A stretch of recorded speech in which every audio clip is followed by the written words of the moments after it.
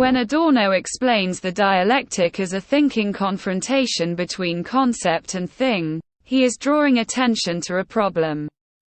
Namely that concept and thing cannot be identified as easily as the positivists and realists do.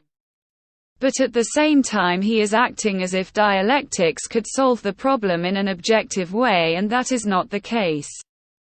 Dialectically, the terms are simply bent to suit one's own purposes best.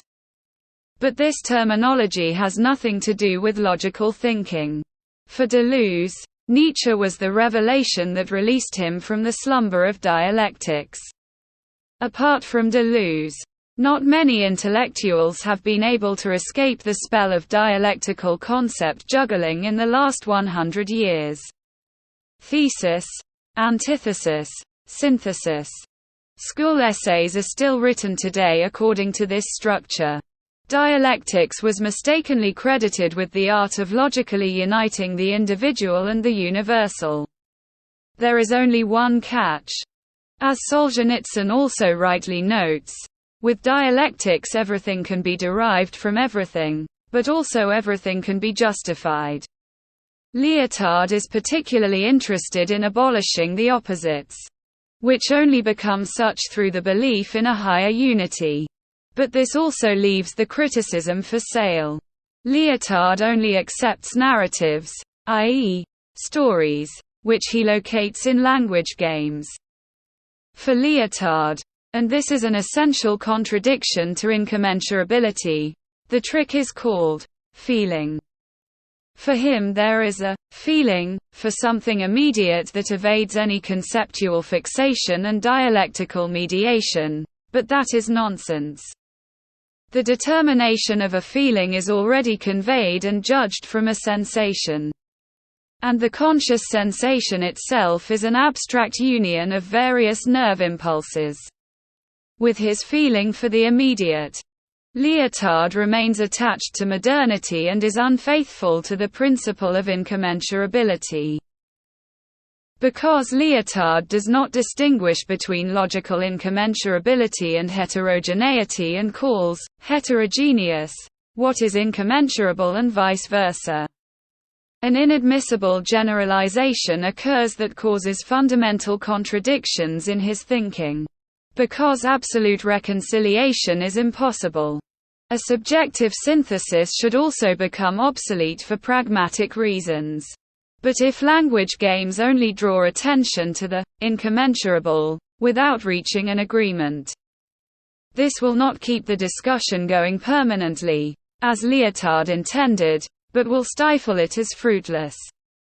Enduring incommensurability alone is not a desirable goal for people with practical interests.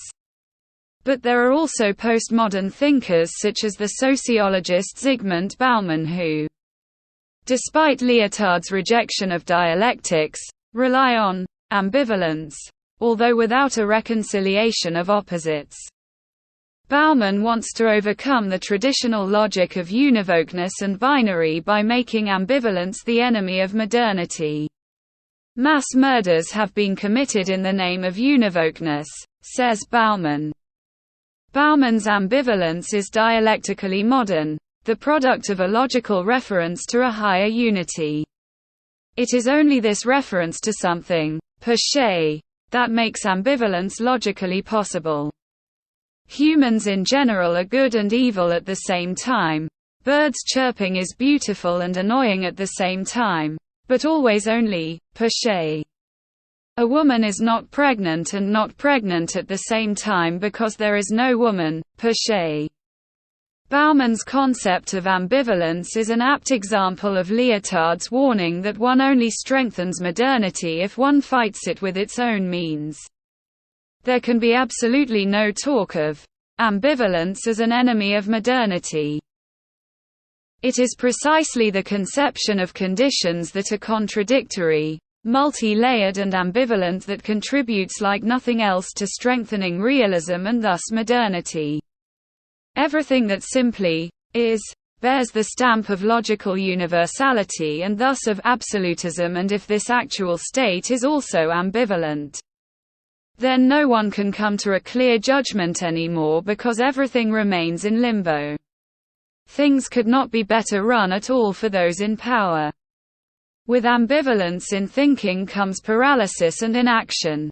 The philosophical debate between postmodernism and modernity mainly comes to a head in a controversy between Habermas and Lyotard, in which differences but also similarities become clear.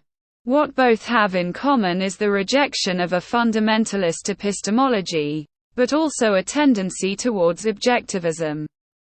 A contradiction that becomes clear again and again.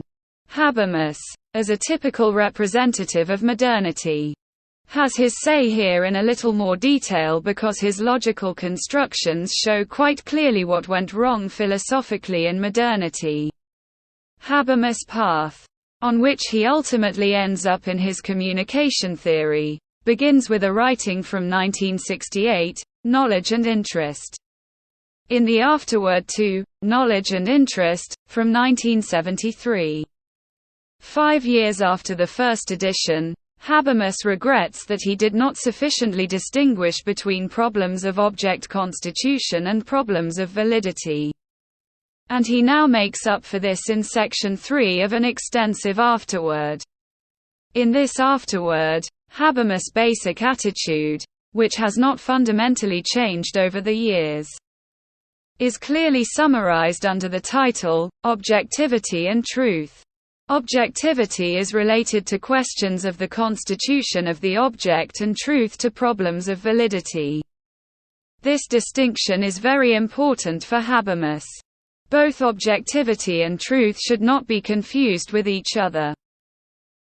On the one hand, there are experiences that claim to be objective, while propositions are statements that claim to be truthful. A propositional content in truth discourse is neither a thing nor an event that can be dated and located or experienced in reality. By experience, Habermas means identifiable things and events in an action-related life practice. The objectivity of these experiences lies in the fact that they can be shared, intersubjectively.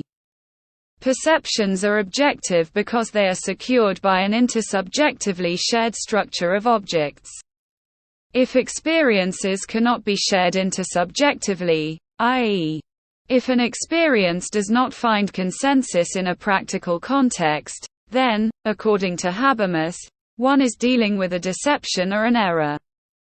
Habermas distinguishes from objective experience the supposed experience, which is merely a subjective opinion.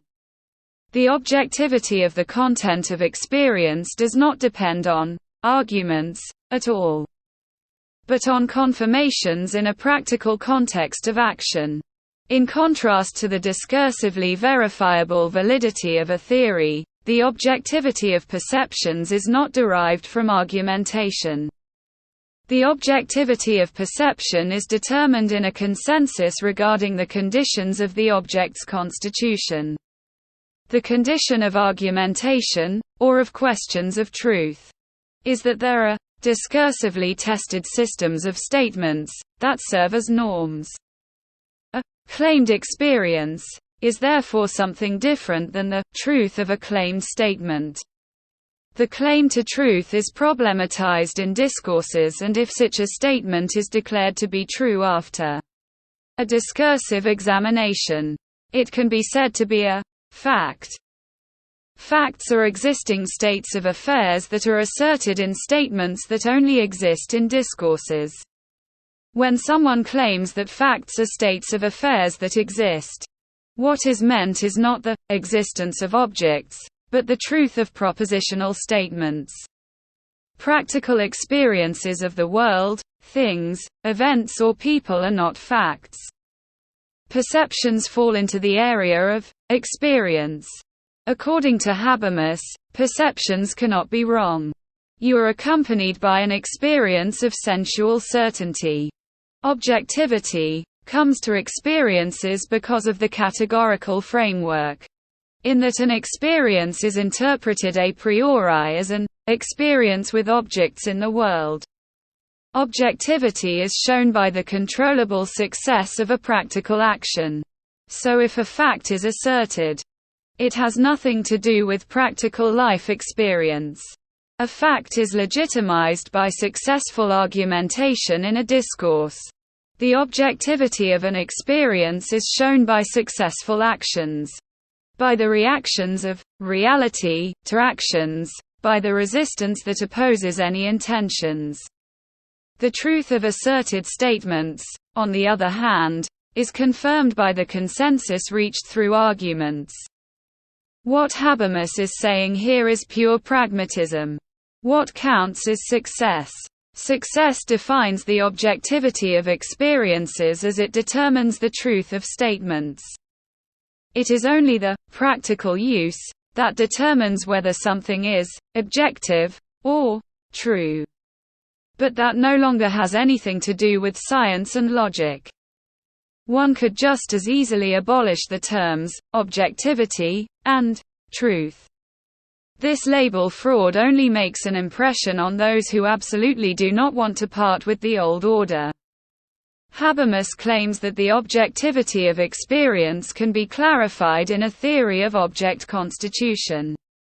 However, all that is clarified is that it is arbitrarily determined which definition of the term object is most useful, and this then changes from case to case. With regard to the question of truth, Habermas promises a thorough discursive examination. But this is also dominated by success, because the only thing that is examined is whether a truth leads to the goal or not in order to legitimize its validity. What kind of goals these are doesn't matter at all. As I said, all of this no longer has anything to do with knowledge and rationality. It's all about interest here. When Habermas later tries to normatize rationality, this only shows that he sees the ethical problem, but without wanting to give up rationality as a neutral enterprise. He continues to seek consensus on a cognitive basis, even though the problems are ethical. Habermas talks about a last remnant of utopia that is tied to open conflict, which alone can cut the Gordian knot of insoluble problems. But he created the Gordian knot for himself because he separates knowledge from interest like Descartes once had separated the mind from the body. This myth of purposeless knowledge is a key feature of modernity. If Habermas then declares the criticism of the conditions that enable rational understanding to be his primary task, then his plan has already failed with this approach. Anyone who takes success as the test of objectivity and truth is primarily practice-oriented and acts on ethical grounds. Habermas uses an abstract ghost that we already know from Kant. The test for the approval of validity claims is everyone. In the afterword, page 389, it says, "The objectivity of an experience means that everyone can expect the success or failure of certain actions. And the truth of a proposition asserted in discourses means that everyone can be induced with reasons to recognize the validity claim of an assertion as justified." For Habermas, a description is a practical process with which objects of experience are identified. On the other hand, for predicative determinations that occur in sentences, there is no corresponding referent in the world to which reference can be made. The terms in the theoretical discourse always only refer to other theoretical terms, so that the life world with its objective experiences is fundamentally different from the truth of theoretical statements. Habermas considers elementary observation statements, such as, "This ball is red," to be a discursively verifiable fact. The objective experience that one has with a red ball reveals the fact that the ball is red, according to Habermas. However, such a red ball only distinguishes itself as red if it is available from a blue, green or yellow ball. But not when a raspberry red ball, which turns brownish, and a carmine red ball, which mixes with yellow, turns more orange, are compared with each other. It easily can be that some people call the brown one and others the orange one as red. Even if objectivity and truth are fundamentally different, in Habermas there is still a relationship between the two, namely through the structures of linguistic intersubjectivity.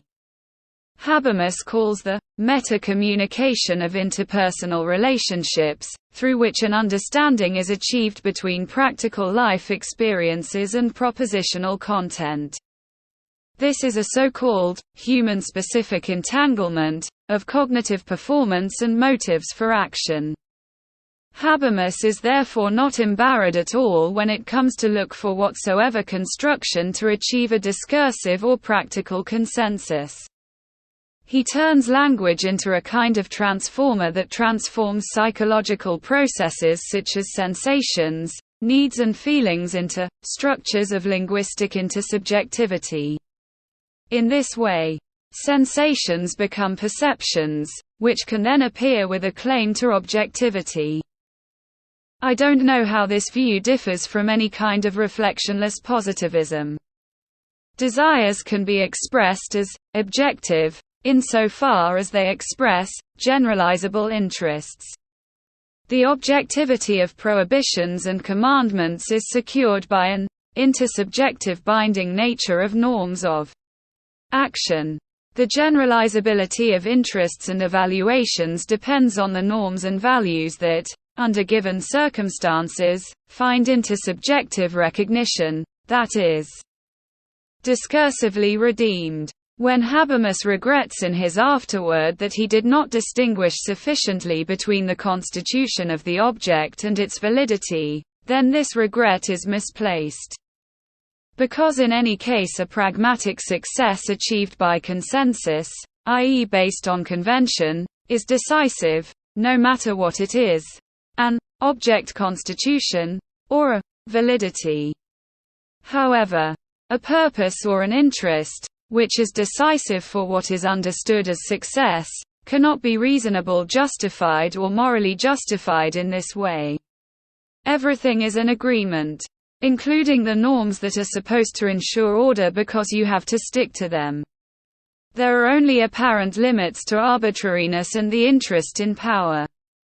Although Habermas claims to want to further develop the rationality discourse of modernity, logical consistency is not a prerequisite for consensus in the world of everyday life.